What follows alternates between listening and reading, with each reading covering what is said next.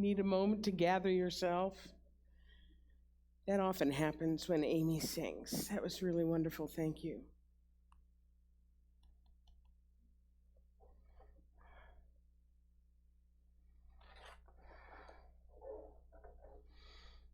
Ooh, did I do that?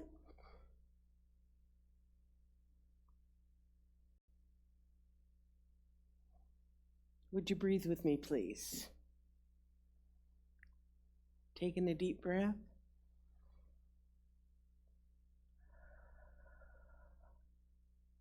And again.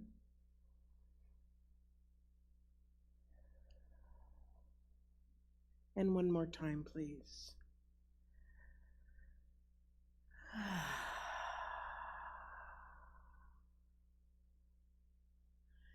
That is a sacred moment for me, is us breathing together. Because there's something very special about that. When we inspire, when we are taking it in, we are breathing in the breath of the divine, and we are breathing it out again. So thank you all. When I first moved here, I didn't completely understand the true significance of the red poppy. And I didn't understand that people wore them for days leading up to Remembrance Day. But as I've lived here, which is going on 7 years, and I finally got my first pair of boots, what about that? For the non-storm. As I've lived here and I've learned more about the history that it's based on that beautiful poem called In Flanders Field, which was written by John McCrae, who's a Canadian, I have been moved every year by the level of respect that Canadians have and give to Remembrance Day and the significance of it. There's a similar day in the States. In fact, we have two. In May, they celebrate Memorial Day. And this is kind of the same idea as Remembrance Day. It's to remember those who died giving their life in service. And that's in May. It's usually like the weekend when the parties start, the first of the summer. But there is significance to it. And then on November 11th, same as this, there's Veterans Day, when we honor all veterans who have served. And although there are solemn rituals and ceremonies that go on, it doesn't have, I will tell you, it doesn't have quite the same community participation that it does here in Canada. It's so poignant, it's so sweet and touching to see and to truly honor those who gave their life in service to the country. So what I'd like us to do is just have a moment of silence so that we share our love and gratitude with those brave men and women.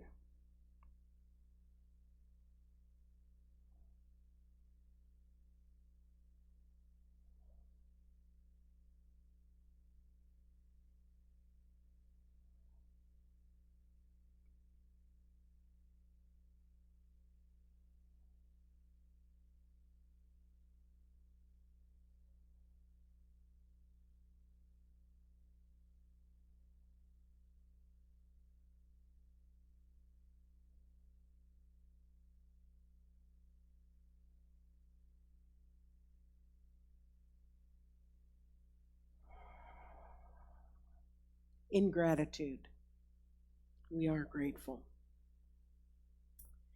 So I had considered doing a talk today on peace. Amy sang that wonderful song before service. Last night I had the strangest dream that put an end to war.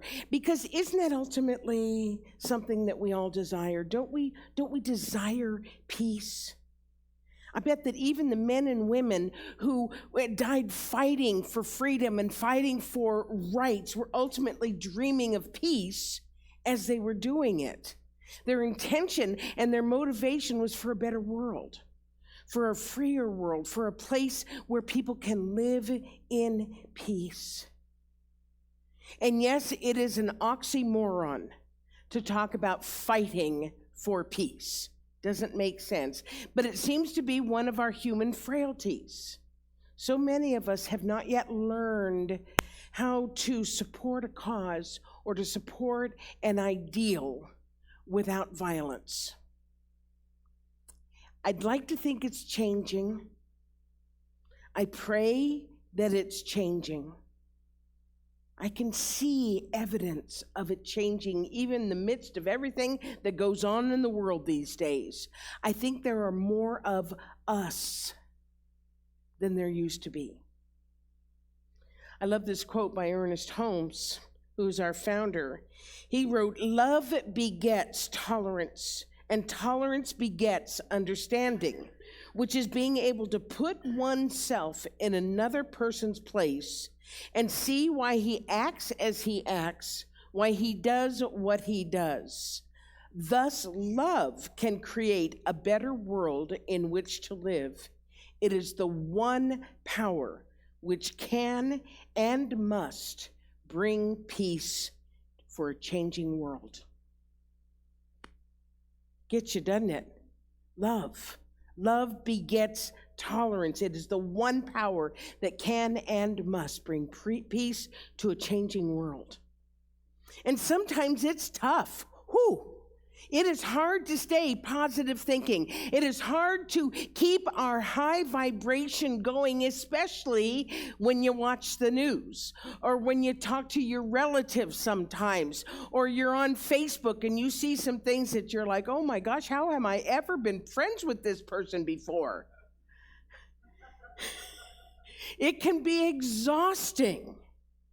And if you're like me, sometimes it's just easier to give up and let things slide. What the heck. But that's the reason why we come to a place like this, and the reason that we take classes and all the different things that we do, because we want to be with people who are thinking the way that we're thinking, who are living the way that we're thinking, who are doing the work, who are committed to making a difference. Because what happens is we keep each other up. We remind each other of the truth. When somebody says something, we gently and lovingly say, you know, that is not a truth for you. I don't agree with that for you. When somebody gets in that place, as I sometimes do, as you know. So there is a very, very well-known essay written by Howard Thurman, who was a professor, he was a theologian, he was a philosopher during the 20th century. In fact, he was an inspiration to Dr. Martin Luther King Jr. and many of the other civil rights movement visionaries. And every time I read this essay, which is often because it's one of my favorites, and Pelly had shared with me that it's one of her favorites as well, every time I read it, every time I think about it, I'm moved, because it sparks a truth for me and a longing that goes down deep in my soul. So I'm going to share it with you, and then we're going to break it down a little bit and talk about what it means to us nowadays. Keep fresh before me the moments of my high resolve. Despite the dullness and the barrenness of the days that pass, if I search with due diligence, I can always find a deposit left by some former radiance, but I had forgotten. At the time, it was full-orbed, glorious, and resplendent. I was sure that I would never forget. In the moment of its fullness, I was sure that it would illumine my path for all the rest of my journey. I had forgotten how easy it is to forget. There was no intent to betray what seemed to be so sure at the time. My response was whole, clean, authentic. But little by little, there crept into my life the dust and grit of the journey. Details, lower level demands, all kinds of cross currents. Nothing momentous, nothing overwhelming, nothing flagrant, just wear and tear. if there had been a direct challenge, a clear-cut issue, I would have fought it to the end and beyond.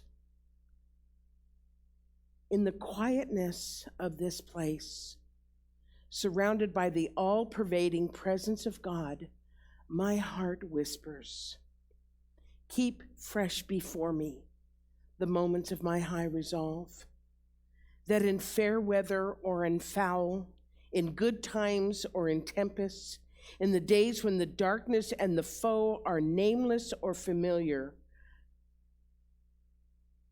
I may not forget that to which my life is committed. Keep fresh before me the moments of my high resolve.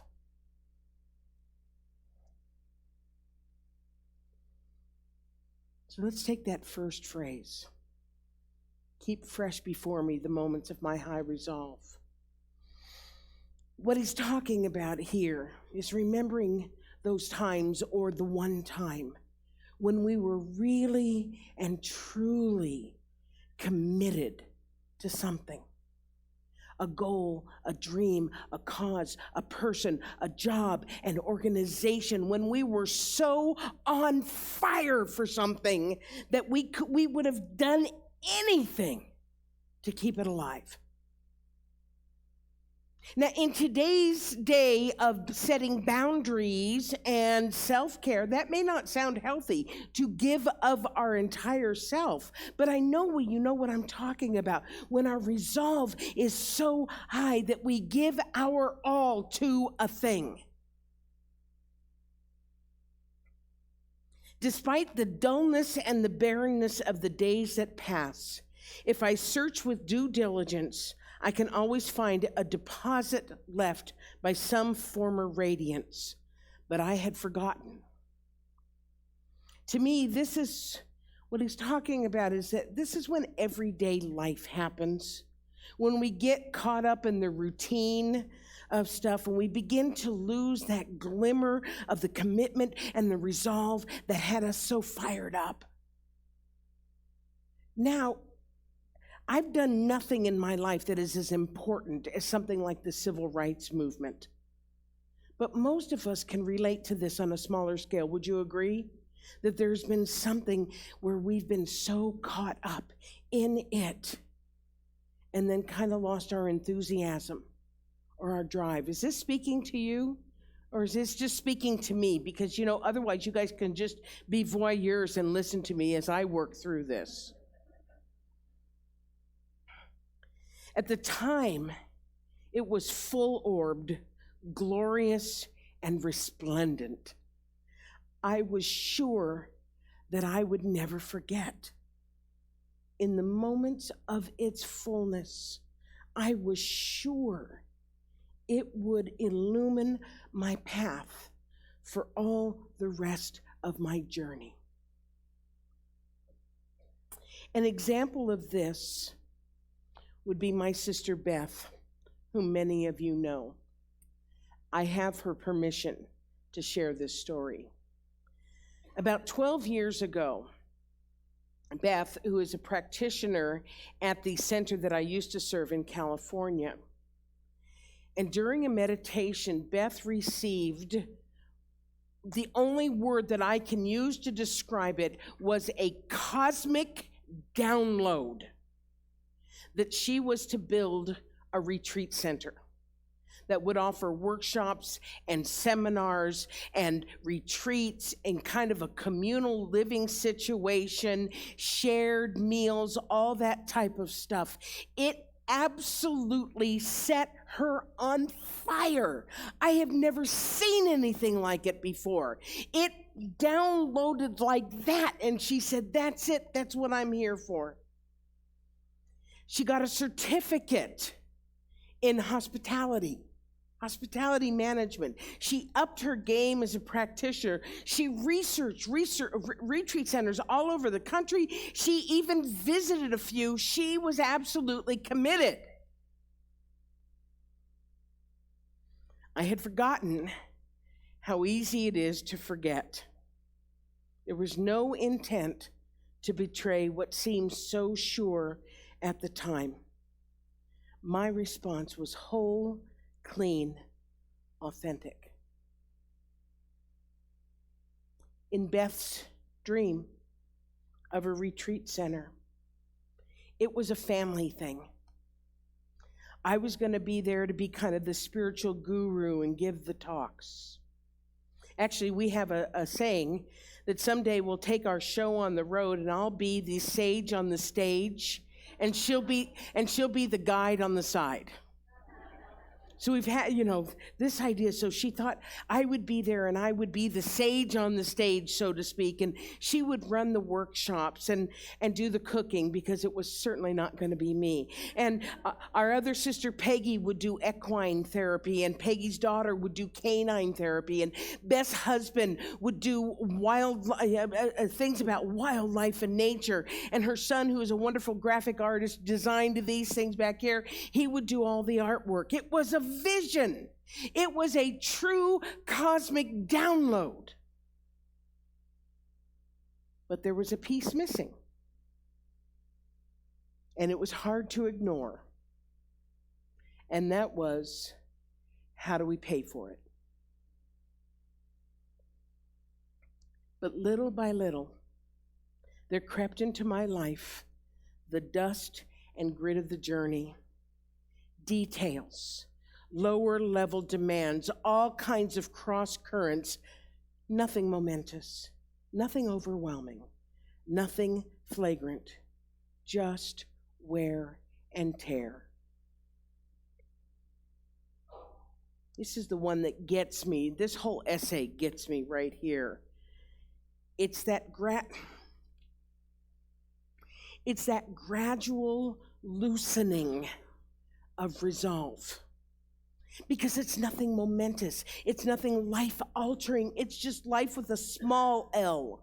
Life, not life with a capital L, but life with a small L, showing up that makes us lose sight of our vision, of those things we hold sacred. For Beth's vision, that's exactly what happened, because I moved to Canada, and our other sister moved to Utah. And Beth began realizing how difficult it would be to get something like that started with little or no capital. And slowly the vision and the resolve began to fade. If there had been a direct challenge, a clear-cut issue, I would have fought it to the end and beyond. I want you to think about your dreams for a moment. If you had stayed vigilant, if you had stayed mindful, which is difficult to do 24/7, but if you had been able to do it, you might not have been pulled by the routine of life with a small L. You might not have been jarred by the bumps in the road. Had you been aware of a clear-cut challenge or an issue that was right there in front of you, you would have done anything that was needed in order to challenge and prevail it. But it was gradual, and it was subtle, and you didn't notice. But all is not lost.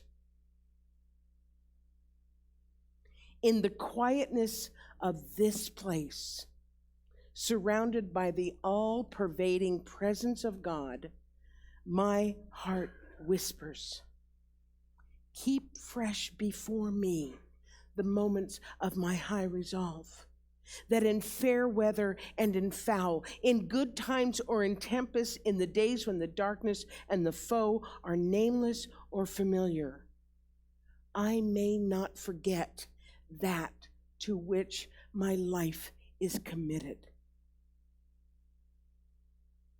In other words, to know, to remember, let me remember, become one with again, rejoin, remember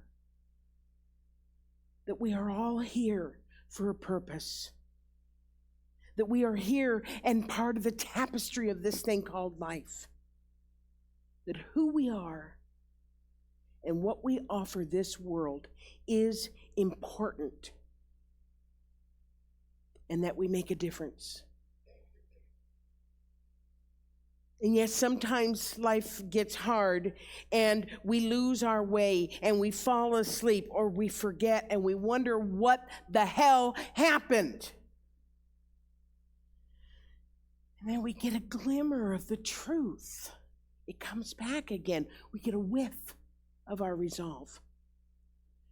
We get a reminder of the thing that woke us up, that fired us up to begin with. And yes, we can ignore that little glimmer. We can ignore that inner longing or that nudge. Or at least we can try to. Anybody here ever tried to ignore a nudge, a cosmic nudge? It does not go well. It does not go well. Or we can wake up and say, I remember. I remember. This is for me. This is mine to do. And then start again. Maybe a little weary, maybe a little leery. So we start slowly at first, but we begin. Understanding that it's part of our journey, that it's part of our awakening, and hopefully we got something to learn from it that takes us forward. Now you may be thinking, it's too late, I'm too old, I just can't again. I just can't again. Well, Ernest Holmes talks about starting from where we are. He said, when we learn to start from where we are and forgetting our old patterns of thought, which have limited us, begin to enlarge them, to increase our belief and faith, and to accept a greater good daily, we shall soon realize that we are dealing with an actual force. When we learn to start from where we are and letting go all of the dust and the grime and the grit, we realize that we are dealing with an actual force, an actual law, an upward spiral of evolution that cannot be denied. The universe wants to be expressed, and it wants to be expressed by you. So your thing may not be earth-shattering, may not be a civil rights leader or Mother Teresa or a great philanthropist. But if it is calling you, it's tapping at the walls of your heart, like Ernest Holmes calls it. It's the universe asking you to participate in something that's making a difference. So to continue with my sister's story, no, she has not built a retreat center someplace beautiful yet. I kind of want her to build it in Three Sisters. That'd be cool, hey? I know. It hasn't happened yet. But she is still doing the work that she's called to do. She teaches at the center in Southern California where she is a practitioner. She teaches practitioner students. She takes groups to Joshua Tree National Park for weekend retreats. She comes up here every year or a couple times a year to do workshops. She even writes Science of Mind curriculum for our organization, including the mind-body curriculum that many of you taking with Reverend Marjorie. So in other words, what she thought she downloaded was the form of what she is to do, when in fact, what she downloaded was the inspiration for the activity that makes her come alive. That makes sense? She thought it had to look like this. It doesn't look like this. It looks like this instead, and it makes her come alive. Howard Thurman also said, Don't ask yourself what the world needs. Ask yourself what makes you come alive, and go do that. Because what the world needs is people who have come alive. And once you're doing that, and you're doing the thing that makes you come alive, then continue repeating the mantra. Keep fresh before me the moments of my high resolve. Thank you for being here. I love you, and so it is.